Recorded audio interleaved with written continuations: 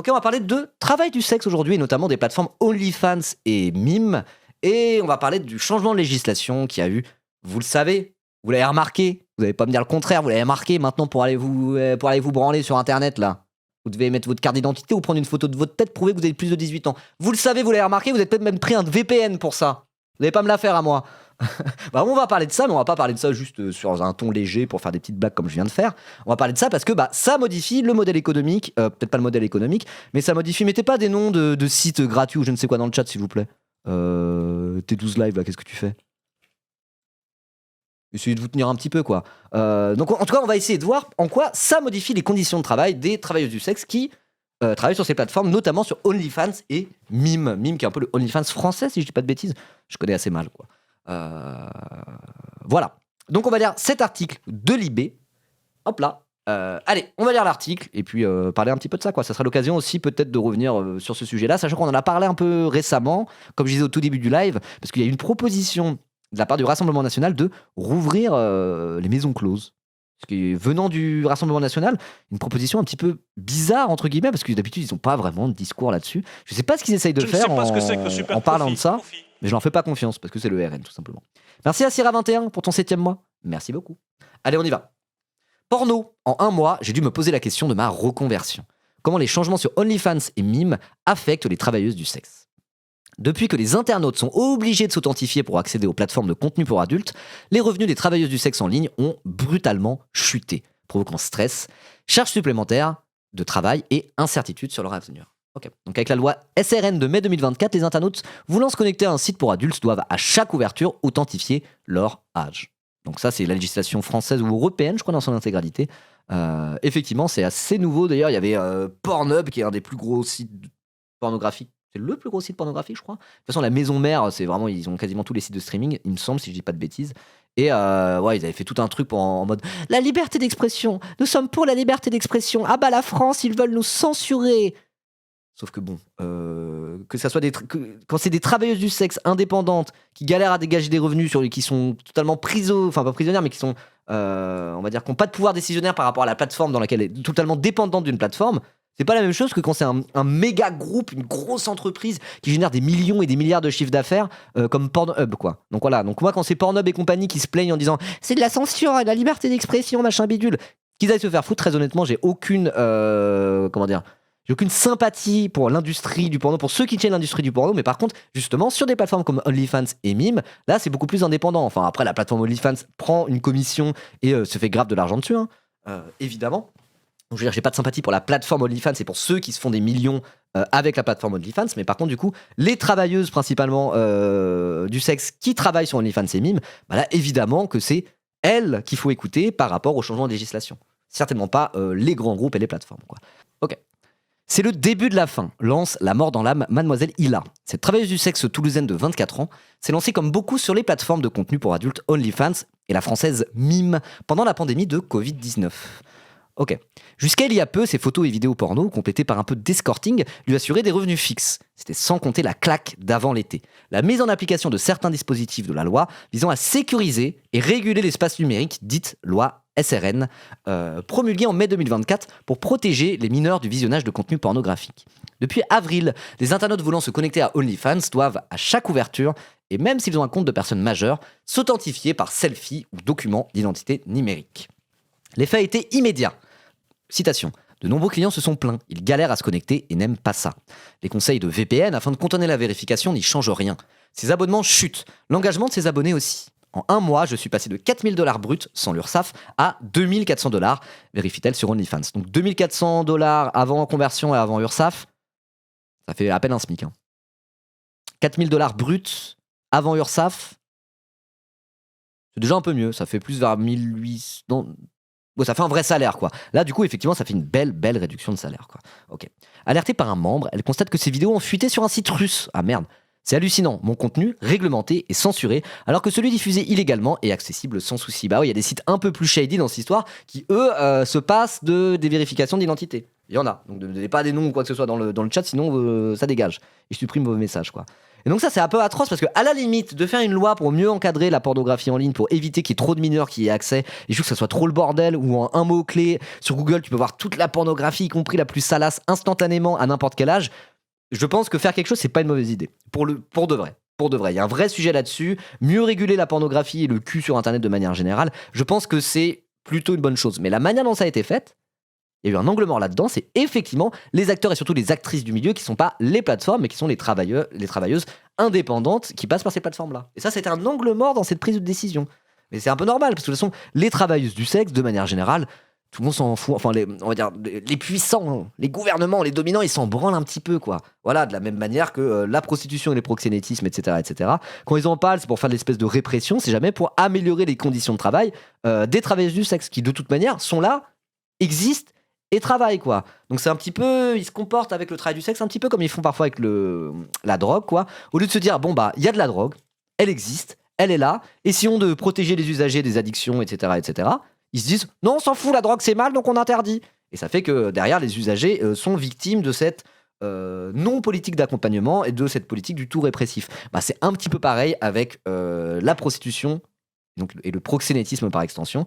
Au lieu de se dire, bon, bah, la prostitution, il y en a de toute manière, elle existe, donc autant essayer de pas faire du tout répressif et de l'encadrer au mieux pour que les travailleurs du sexe puissent sortir au maximum des réseaux de proxénétisme qui sont des réseaux de traite humaine absolument horribles et puissent travailler dans des conditions de travail qui sont meilleures. Au lieu de ça, on se dit ah non, la prostitution c'est mal, il ne devrait pas y avoir de prostitution. Du coup, bah, qui est la première victime de ce tout répressif et de cet angle mort, on va dire, sur le travail du sexe et de cette vision morale du travail du sexe appliquée à la politique, c'est évidemment les travailleuses du sexe en premier lieu, quoi. Voilà. Et donc, on le voit quand on parle de prostitution, on va dire classique un petit peu, mais on le voit aussi avec cette loi pour limiter l'accès des mineurs au contenu pornographique en ligne, que les travailleuses du sexe indépendantes sur des plateformes comme OnlyFans ou Mime ont été un angle mort totalement dans la mise en place de cette loi, comme si on s'en foutait de ces personnes, alors que c'est des personnes qui sont souvent déjà dans une forme de précarité forte, et qui passent de précarité économique à c'est la merde et on peut plus joindre les deux bouts, quoi. Voilà. Sauf qu'en réalité, c'est extrêmement dur de réguler proprement. C'est beaucoup plus efficace de faire de la prévention et de l'éducation auprès des jeunes. Ouais, non, je suis d'accord, mais après, sur Internet, il y a un moment donné, il y a quelques années. Alors après, moi, j'aime bien le côté Internet libre, anonymat, etc., etc. Mais je veux dire, à un moment donné, il y a 10, 15, 20 ans, quand il n'y avait aucune régulation sur les contenus pornographiques et même érotiques en ligne, il y a des trucs où il faut réguler aussi là-dessus. Moi, je pense sérieusement qu'il faut réguler là-dessus, mais il faut bien le faire, quoi. Voilà. Il faut bien le faire, et notamment déjà fermer des plateformes qui ne respectent pas certaines règles et tout. Moi, c'est plus en s'attaquant aux plateformes, aux diffuseurs, etc., qu'on pourrait faire ça bien, plutôt que juste de dire on fait une loi où tout le monde est obligé de présenter son identité, et basta. Parce que ça pose plusieurs soucis. Il y a les soucis qui sont levés dans cet article de Libération, mais aussi le fait qu'il y a tout un tas de gens qui ne veulent pas donner une photocopie de leur carte d'identité sur Internet, et pour eux, c'est hors de question. C'est hors de question. Alors c'est des personnes majeures et vaccinées qui font bien ce qu'ils veulent sur Internet, qui se branlent bien sur ce qu'ils ont envie de se branler. Vous voyez ce que je veux dire ? Mais quand même, t'es comme ça, t'es un adulte responsable qui a envie d'aller consommer de la pornographie en ligne, et c'est tout à fait legit, t'as le droit. Mais c'est pas qu'on t'oblige à présenter ta carte d'identité, et en plus uniquement pour des contenus comme ça. Genre, il y en a plein qui veulent pas le faire. Et du coup, c'est une manière de lutter contre l'accès des mineurs à la pornographie en ligne, qui est pas forcément la meilleure. Parce qu'il y a à la fois, pour les travailleuses du sexe des plateformes, c'est extrêmement néfaste et c'est extrêmement mauvais pour elles, premièrement. Et deuxièmement, pour l'anonymat et l'identité sur Internet, on va dire, c'est extrêmement mauvais aussi. Donc peut-être qu'on aurait pu trouver d'autres manières en, par exemple, régulant mieux les plateformes et au lieu de faire un espèce de truc qui s'en prend aux internautes, essayer de réguler beaucoup mieux les plateformes directement pour, je sais pas, se débrouiller à ce qu'elles mettent beaucoup moins facilement d'accès pour des mineurs, ce genre de choses, quoi. Voilà. Mais sur OnlyFans en particulier, je sais pas trop comment ça aurait pu se faire, quoi. Sur OnlyFans et Mime, de toute manière, tu dois payer pour y aller. Donc logiquement, quand t'es mineur, tu vas plutôt aller sur des trucs gratuits, je dirais. C'est plus un truc de personnes qui gagnent déjà sa vie, donc plutôt majeur d'aller sur ces plateformes-là. Je sais pas trop, mais en tout cas, ça n'a pas du tout été pensé en amont. Et évidemment, c'est les TDS qui vont trinquer en premier lieu, et ça craint. Mais moi, je suis quand même de l'avis qu'il faut réguler ce genre de contenu sur Internet, parce que vraiment, c'est super open bar, y compris pour des gens très jeunes, et ça, franchement, ça craint un peu. Voilà, enfin, ça craint même totalement. Moi, j'ai vraiment un avis là-dessus. Bref, ok.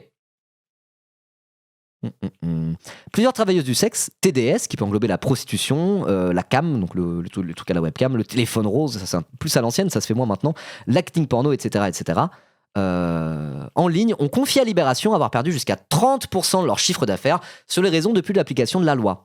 Cette baisse a aussi des effets sur leurs conditions de travail et leur santé mentale. Du côté des plateformes, impossible de connaître les retombées. Contacté par Libération, OnlyFans réplique, je cite, « Ne pas partager les ventilations des créateurs par localisation », tandis que Mime ne répond pas. Ok. Hop, attendez, je vais être sûr de ne pas mettre de photos que je ne dois pas mettre sur Twitch. Ok. Revenu divisé par 10. Pour compenser ses pertes, Mademoiselle Hila a dû faire un choix. Je me suis mise à faire encore plus de cam. L'escorting est plus risqué, je préfère que cela reste à la marge. Pour compenser, elle travaille bien 3 heures de plus par jour. Avant, je pouvais avoir des après-midi ou des jours tranquilles. Maintenant, dès que je me réveille, je suis sur les réseaux jusqu'à 20-21 heures. Souffle-t-elle stressée. Ouais, tu m'étonnes. Inconcevable pour Prune, 31 ans, de se cramer au travail. Elle qui a déjà fait un burn-out. Ces maladies chroniques, dont une spondylarthrite ankylosante, exigent une grande flexibilité des horaires. Pendant une semaine chaque mois, je ne peux parfois plus marcher, partage-t-elle. Le modèle érotique propose des shows publics sur Chatterbait et poste sur des sites contenu X. Pas sur des sites de contenu X. Ok. Donc il y a à la fois des shows en direct et d'autres trucs où c'est juste tu postes des contenus, quoi. Bon là, du coup, de ce que j'ai compris, de ce qu'a dit Mademoiselle Lila, c'est qu'il y a des trucs où effectivement, de toute façon tu gagnes de l'argent quand tu fais un cam show, etc. L'argent que tu gagnes, c'est par des tips, quoi. Un peu comme sur Twitch finalement. Un peu comme sur Twitch. Donc c'est une manière de générer de l'argent où c'est pas juste identifie-toi, accède une fois au contenu et ne repaye plus jamais, quoi. Du coup, je pense que les gens qui vont jusqu'à donner de l'argent directement sur des cam shows, c'est des gens qui de toute façon s'inscrivent et vérifient leur identité, ils vérifient qu'ils sont majeurs parce qu'ils sont vraiment actifs là-dedans, quoi. Et donc ça incite certaines TDS à du coup aller plus sur des trucs comme des cam shows, etc., voire même de l'escorting et pas juste mettre des photos et des vidéos en ligne où après les gens ils y accèdent en payant, quoi. Voilà. Donc ça force aussi un peu certaines TDS à aller se retranscrire sur une partie de son public qui est plus le noyau dur, on va dire, de la commu. Et je suis pas sûr que ce soit une bonne chose pour elle. De se recentrer un peu sur le noyau dur, parce que c'est peut-être là aussi dans le noyau dur qu'il y a les gens les plus un peu en parasocial bizarroïde. Et je pense que c'est pas forcément ce qu'elles ont le plus envie de faire, quoi. Voilà. Je sais pas, dites-moi si je me trompe, peut-être que je dis un peu de la merde, c'est pas un sujet que je connais hyper bien, mais moi c'est ça l'impression que ça me laisse, quoi. Donc ça craint. Certaines streameuses, c'est comme Twitch et Kik, oui, juste plus poussé. Bah oui, sauf que c'est pas le même contenu, mais en vérité, c'est à peu près le même principe. C'était là, devant une cam, t'as un chat, tu peux discuter, on te demande des trucs, etc. Et puis, il y a des paiements, quoi. Puis, il y a des paiements moyennant un acte que tu vas faire, quoi, évidemment. Le noyau dur de la commu, quoi. Les gens qui sont en mode à fond derrière une créatrice OnlyFans, qui sont pas juste, ils ont payé une fois 5 € pour avoir accès au truc pendant un mois, pour avoir des photos ou quoi que ce soit, mais qui sont vraiment. Parce que sur OnlyFans, t'as un premier truc où tu dois payer pour aller sur OnlyFans. Après, tu as accès à du contenu. Et tu as du contenu plus poussé, on va dire, où là, tu dois encore plus payer. Des contenus, pour avoir des sets complets, des trucs comme ça, je sais pas exactement. Et après, tu peux aussi payer pour avoir un contact avec la créatrice, pouvoir échanger, discuter des trucs, limite avoir des sets personnalisés ou je ne sais quoi. Et donc, du coup, il y a à la fois une partie qui juste sont un peu le gros des consommateurs, qui payent peut-être une fois, qui payent pas des masses. Et parfois, il y a des gens qui sont vraiment un peu le cœur de la commu, qui eux sont prêts à payer beaucoup pour avoir des contenus supplémentaires, quoi. Et donc eux, vraisemblablement, ceux qui sont prêts à payer beaucoup pour avoir des contenus supplémentaires, etc., qui sont un peu le noyau dur de la commune, on va dire ça comme ça, eux, vraisemblablement, ils ont fait les vérifications d'identité. Ils continuent à le faire, quoi. Voilà. Je sais pas exactement, oui, on te croit, mais alors, je ne sais pas dans les détails, mais je connais comment fonctionne OnlyFans, oui, quand même, je suis quelqu'un de cultivé. Je dis ça, il y a Germaine Fourchette, il y a ma copine juste à côté, dans la salle d'à côté, hein. Vous me foutez pas dans la mer là, me cassez pas les couilles, je suis un homme marié moi, ça va. Ah, vous me faites chier là. J'écoute attentivement. Non mais après, même toi tu sais comment ça fonctionne, Germaine. Voilà. Bon bref. Oh ça va. C'est interactif, les sextoys sont activés par des tips à différentes intensités. Ouais, il y a des trucs comme ça apparemment. Ça pour le coup, je connais pas trop, quoi. Bref. Mais bon, voilà, un cam show, on devine à peu près comment ça fonctionne, quoi. Bref. Ok. Son salaire, originellement stabilisé à 1600-1800 € en net mensuel après URSAF. C'est marrant comment, moi quand je donne mon salaire, je dis exactement pareil. Je dis en mode net mensuel après URSAF, c'est dit de la même manière, quoi. C'est parce que effectivement c'est le même modèle de la micro-entreprise, de l'auto-entreprise, qui est pas un modèle qui est très sécurisant en termes de conditions de travail, de cotisation sociale, etc. Tu ouvres tes droits à la retraite en étant micro-entrepreneur, mais la retraite de merde que t'as si t'as été micro-entrepreneur toute ta vie, quoi. Donc on voit que la précarité liée au statut de micro-entrepreneur, tu peux y avoir chez les streamers. Sur OnlyFans, c'est exactement la même chose. C'est encore plus précaire et fragile d'être TDS sur OnlyFans, évidemment, plutôt que d'être streamer, ou en tout cas d'être streamer à succès. Mais après, c'est toujours pareil, hein, si t'es une méga gigastar de OnlyFans, tu peux être millionnaire. Hein. De la même manière que si t'es une méga gigastar de Twitch.tv, t'es pas un travailleur précaire, uberisé, etc. Certes, t'es un travailleur des plateformes, mais quand t'es une star de ces plateformes-là, t'es pas à mettre dans le même panier que ceux qui sont qui sont dépendants de cette plateforme et qui sont précaires. Donc de la même manière qu'il y a des méga stars du stream, on peut dire que c'est des petits bourgeois propriétaires de leur image de marque et donc indirectement de leur appareil de production, etc., etc. C'est le cas aussi sur OnlyFans et sur Mime, mais c'est le cas d'une toute petite minorité des superstars en haut du panier, pendant que pour tout le reste de ces gens-là, c'est la précarité, le précariat, le travail uberisé, etc., etc. Voilà. Et sur OnlyFans, Mime, c'est encore bien plus exacerbé que sur Twitch, évidemment. La preuve que streamer égale lumpen, écrivassier, joueur d'orgue et prostituée. Exactement, exactement.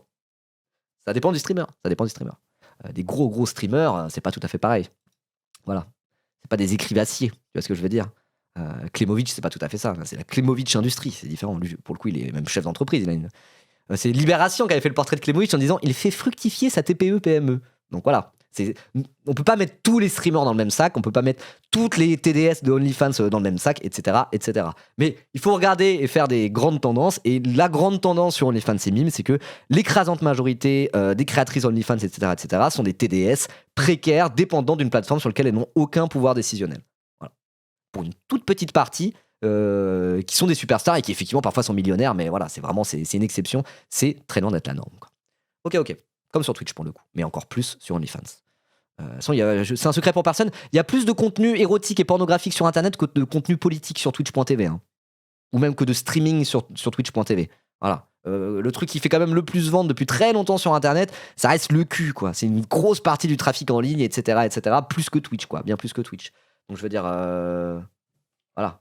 La partie immergée de l'iceberg OnlyFans, c'est que derrière 3-4 superstars, il y a des milliers, des dizaines de milliers de travailleuses du sexe précaires.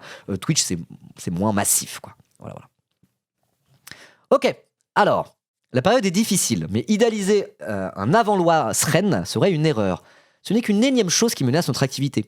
En 10 ans, on en a vécu des choses. Mettez-le en perspective. Après la loi Sesta Fosta aux États-Unis en 2018, il y a eu les restrictions de paiement par Visa, Mastercard et PayPal. Les sites de cam qui ferment à l'appel pour refleurir ailleurs, ceux comme Patreon interdisant les contenus porno, d'autres qui finissent par les réautoriser. C'est le cas d'OnlyFans. La censure et suppression de comptes sur Instagram, etc. Cette fois est différente. On ne sait pas comment rebondir. Ils ont réussi à toucher les abonnés, nos consommateurs. Et là, ça change tout. C'est pas en mode genre, oui, il y a certains sites qu'on peut plus trop utiliser. Sachant qu'il y a certains sites et certaines plateformes qui servent presque de produits d'appel pour justement aller amener des gens sur les OnlyFans. Mais une fois que les gens sont sur les OnlyFans et commencent à payer, là, c'est ça qui fait les revenus de ces créatrices-là, quoi. C'est vraiment ça un peu le modèle économique. La plupart des meufs qui ont des OnlyFans, elles ont aussi un compte Instagram, un peu sexy, etc., mais sans nudité, et qui sert un peu en fait de produit d'appel pour leur OnlyFans.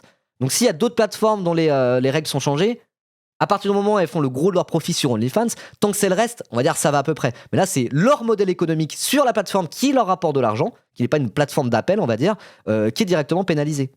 Et ça change tout. C'est un gros coup au porte-monnaie et directement aux conditions de travail. Aux conditions de travail, enfin, je veux dire aux conditions économiques, quoi. Et donc ça change un petit peu tout, quoi. Voilà. De la même manière, je vais faire des analogies avec les streamers parce que je suis streamer.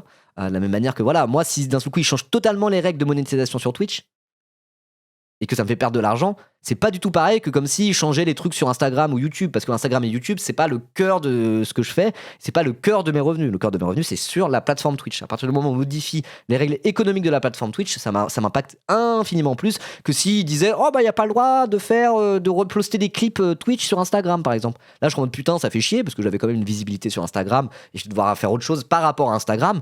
Mais c'est pas le cœur de mon modèle économique. Le cœur de mon modèle économique, c'est la plateforme sur laquelle je travaille à proprement parler, c'est-à-dire Twitch. Bah là, c'est à peu près pareil, et c'est vraiment au cœur de leur modèle économique qu'il y a eu une attaque finalement, quoi. Voilà. Travailleur du stream, tout à fait, TDS. Ouais. Non, en vrai, quand je dis ça, je fais des analogies, mais encore une fois, je ne me compare pas du tout en termes de conditions de travail, de précarité, etc., avec une TDS précaire sur OnlyFans, quoi. Moi, j'ai des conditions de travail qui sont nettement plus confortables. En plus, je commence à être plutôt un gros streamer, donc voilà. Je fais des comparaisons parce que c'est un modèle économique qui est proche et c'est même un mode de consommation qui est un peu proche, c'est sur internet, etc. Mais quand même, petit disclaimer, je ne mets pas dans le même panier que des TDS précaires qui bossent sur OnlyFans en termes de conditions de travail, etc. C'est quand même, voilà. Soyons dignes. Voilà. Inversement, il y a d'anciennes pandas qui font du Twitch et qui ont totalement arrêté le TDS. Ouais, bah c'est le cas de Sacha Gray d'ailleurs, je crois, non? Elle stream toujours, Sacha Gray. C'est devenu une grosse streameuse avec le temps. Et c'est une ancienne actrice porno, quoi. Ou Manuel Ferrara, acteur français, il stream aussi. Mais lui, il a pas arrêté, je crois. Il fait les deux en même temps. Donc, ouais. Tout à fait. Ah oui, il y a Des Laurent aussi. Bon, lui, ça compte pas, lui. C'est un connard. Bref. Après, il n'y a pas de TDS sur OnlyFans qui se font menacer par Twitch gauchiste. Ouais, enfin, je pense que quand t'es TDS et que tu te fais menacer, c'est pire que 4 tweets sur ta gueule, quoi. Et 3 MP de menaces de mort sur Instagram. Hein. Surtout quand t'es dans le milieu de proxénète et tout, enfin de proxénétisme, etc., etc. Non, c'est bien pire. C'est encore bien pire. Hein. C'est encore bien pire. Bon, là, on parle pas de proxénétisme parce que c'est OnlyFans et c'est des TDS indépendantes, du coup. Ce qui est mieux que d'être dans des réseaux de traite d'êtres humains et de proxénétisme qui sont absolument horribles, quoi. Voilà. Oui, elles ont d'autres problèmes, oui. Et c'est largement pire. C'est largement pire. Bref. Allez, on était où Ouais. Malgré quelques missions de community manager et de photos en événementiel, elle puise dans ses économies. En 1 mois, j'ai dû me poser la question de ma reconversion, alors que ça fait 12 ans que je bosse là-dedans. Je savais que je n'allais pas faire ça jusqu'à mes 80 ans, mais je pensais intégrer tout doucement d'autres métiers à mon activité. Là, il faut trouver quelque chose tout de suite, alors qu'on a un trou de 10 ans dans notre CV. Se désole Prune. L'ex-développeuse a puisé dans les divers métiers qu'elle a déjà fait. Photographe événementielle, réalisatrice de documentaires, réseaux sociaux, prise de son, front-end, web design, etc. etc. Ok. Pour trouver ces nouvelles missions, Prune espère pouvoir compter sur sa communauté. J'aimerais bien que les personnes qui m'embauchent connaissent mon parcours. Pas envie de faire mon coming out, pose-t-elle. Parce que c'est vrai qu'en plus, évidemment, quand tu l'as te reconvertir après avoir été TDS pendant quelques années, il y a un côté hyper stigmatisant dans nos sociétés sexistes et patriarcales, etc., que la possibilité de reconversion, c'est pas évident, quoi. Donc, alors, idéalement, il faut se reconvertir dans un milieu connexe où, voilà, tu vas pas être obligé d'expliquer à tout le monde que tu as été TDS sur OnlyFans pendant 10 ans, quoi. Voilà. Évidemment. Dans la boîte où elle a un temps été salariée, l'entreprise a découvert son activité TDS et l'a fait chanter. Ah ouais. Oh. J'avais demandé une rupture conventionnelle, ils m'ont dit d'accord, mais si tu ne nous rends pas les indemnités de départ en cash, on dit à tes parents que tu fais de la cam. Pardon? Mais comment une entreprise peut... Mais c'est même pas légal de faire ça.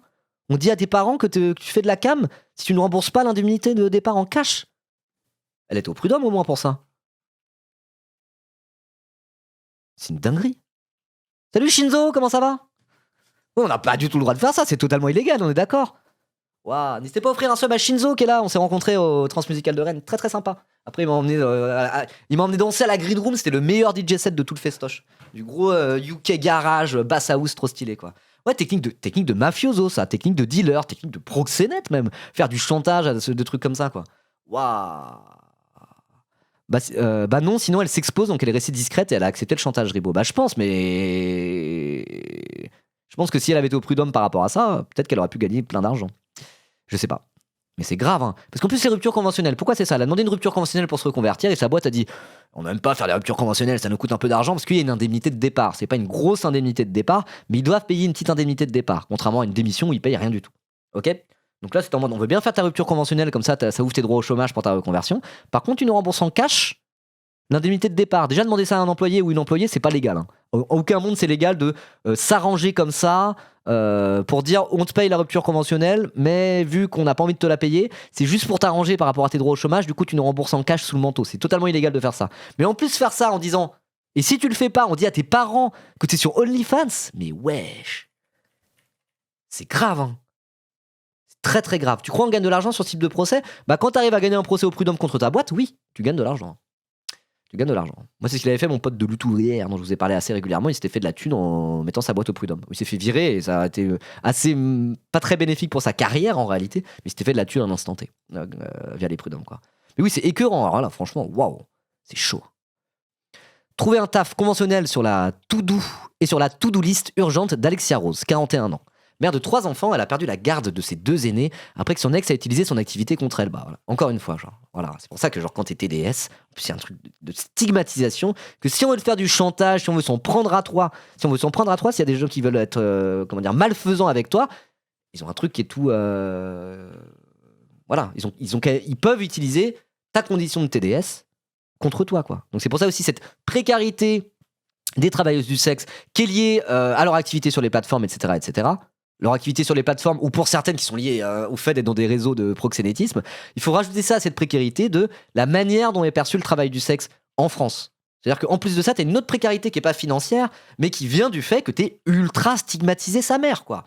Ultra stigmatisé sa mère. Et c'est pour ça que les discours qu'on doit avoir par rapport à la prostitution, le TDS, tout ça, même la pornographie, hein, parce que c'est ultra stigmatisant aussi d'être actrice porno. Vous voyez? Ça doit être des trucs de mieux réguler, mieux encadrer, et donc du coup légaliser ou dans tous les cas dépénaliser au maximum pour créer des conditions de travail qui déjà amélioreront les conditions de vie de ces femmes-là. Je dis ces femmes parce que c'est quand même principalement des femmes, premièrement, et aussi qui pourrait amener à une forme de normalisation de ces activités et qui pourrait éviter aussi ce genre de chantage absolument horrible, quoi.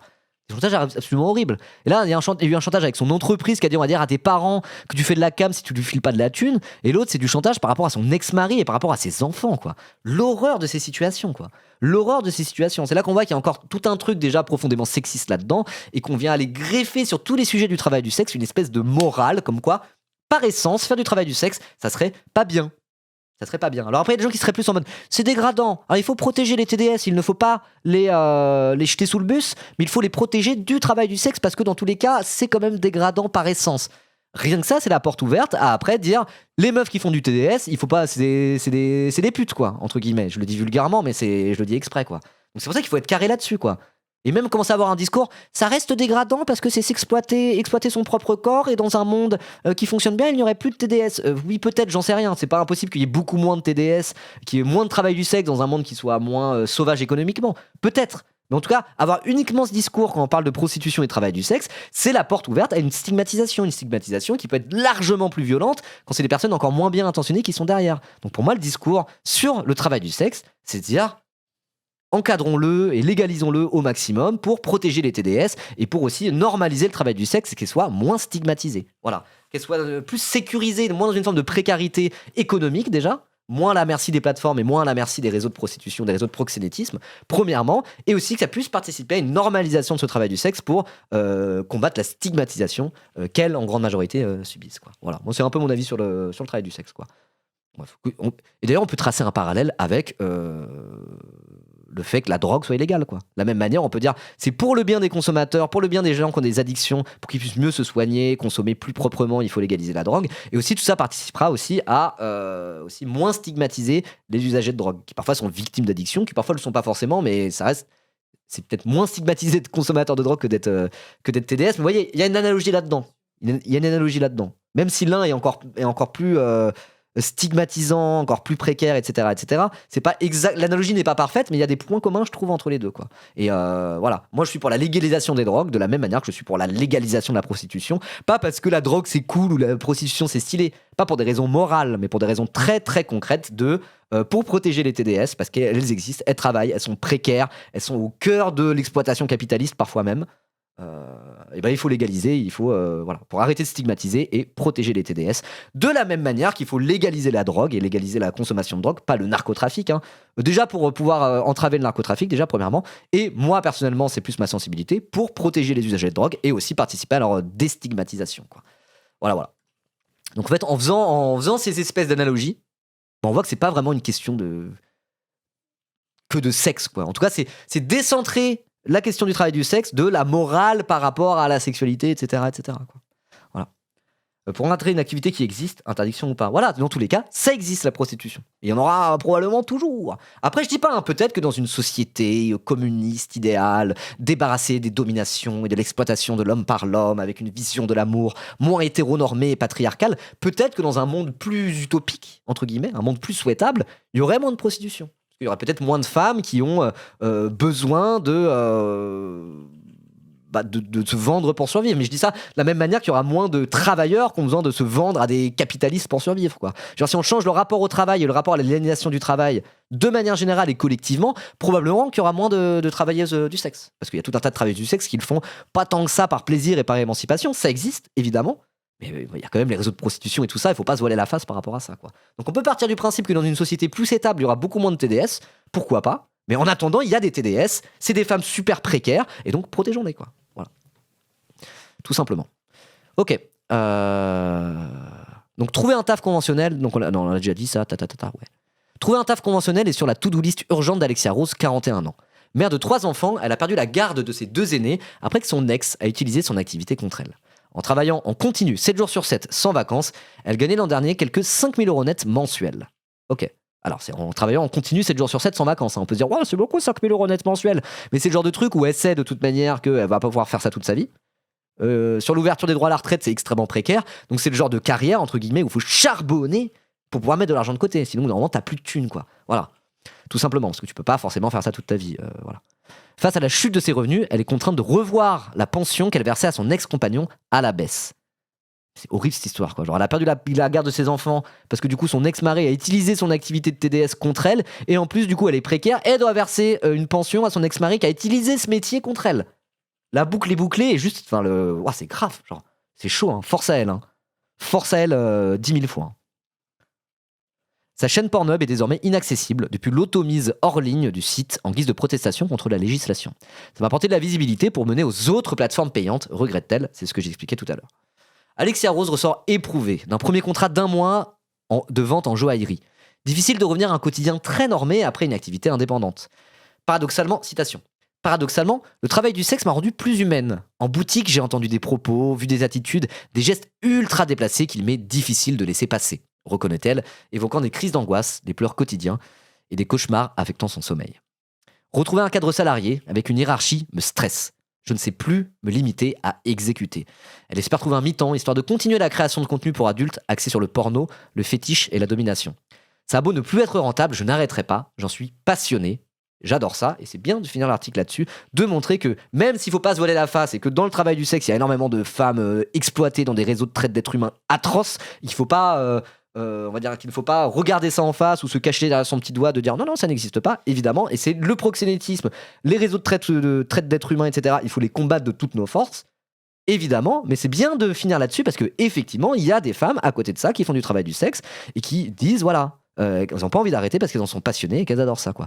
Donc il faut voir ça avec un peu de hauteur, ne pas mettre tout le monde dans le même panier pour pas tomber directement sur des espèces de positions morales et abolitionnistes qui au final sont assez déconnectées de la réalité, quoi. Voilà. Sans être totalement d'élu, être en mode genre la prostitution c'est avant tout l'empowerment, pas forcément. Pas forcément. Ça peut être l'horreur absolue, la prostitution, quand c'est des réseaux de proxénétisme, comme ça peut être très bien. Et dans un monde parfait, socialiste avec un grand S, bah probablement qu'il y aurait beaucoup moins de prostitution parce qu'il n'y aurait plus de proxénétisme, mais il y aurait encore des femmes, et probablement plus d'hommes d'ailleurs, et peut-être un peu moins de femmes, ça serait peut-être un peu rééquilibré, qui voudraient continuer à faire du travail du sexe. Voilà, mais pareil pour la pornographie. C'est un débat qui est assez analogue avec la pornographie. Pour moi, la différence entre la prostitution et la pornographie, en vérité, c'est une différence de degré. Il n'y a pas de différence de nature tant que ça entre se prostituer et être actrice porno. Vous voyez ce que je veux dire? C'est un peu la même chose. Ça reste vendre son corps, vendre du sexe, quoi, à travers son corps. Vous voyez ce que je veux dire? Et moi, je veux dire, dans un monde idéal, dans une utopie socialiste, évidemment qu'il y aura encore des gens qui vont avoir envie de se filmer en train de baiser, quoi. Ça me paraît évident. Ça me paraît évident. Bah, de la même manière, dans une utopie socialiste, je pense qu'il y aura encore la prostitution, encore du travail du sexe, qui sera fait de manière nettement plus saine que maintenant. Donc les positions morales et abolitionnistes, c'est non. C'est non. Et en tout cas, bah, tentons de réfléchir aussi collectivement à prendre des décisions qui peuvent à la fois conjuguer protection des mineurs en ligne par rapport à la pornographie en ligne, etc., etc. Pour moi, il y a vraiment un sujet là-dessus. Il ne faut pas se voiler la face là-dessus. Et si on articulait à la fois des mesures qui peuvent aller dans ce sens-là, tout en étant protectrice des travailleuses du sexe en ligne qui, du coup, ont déjà des vies très précaires et souvent très difficiles, enfin souvent difficiles. Voilà. Essayons de joindre les deux bouts, de ne pas avoir d'angle mort là-dessus. Voilà, parce qu'on est de gauche, et derrière, il y a des travailleuses précaires, et donc, étant de gauche, on est du côté des travailleuses précaires, point à la ligne, peu importe le travail. Voilà,